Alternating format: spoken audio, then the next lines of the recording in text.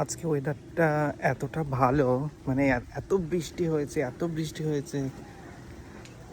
একটু আগে দেখো পুরো মাঠ ফাট পুরো জল জল হয়ে গেছে, পুরো ওয়েদারটা একটু অন্ধকার অন্ধকার, ঠান্ডা ঠান্ডা, দারুণ লাগছে। হালকা হালকা ঠান্ডা ঠান্ডা বাতাস বইছে। নইলে এই সময় এত রোদ থাকে যে ঘামতে ঘামতে অফিস যেতে হয়। আমি যেই রাস্তাটা দিয়ে যাই, রাস্তার মধ্যে অ্যাঙ্কেল ডিপ ওয়াটার। তো এখন আমাকে আবার অন্য রাস্তা দিয়ে ঘুরে তারপর স্টেশনে যেতে হচ্ছে। বলতে বলতে আবার বৃষ্টি শুরু হয়েছে।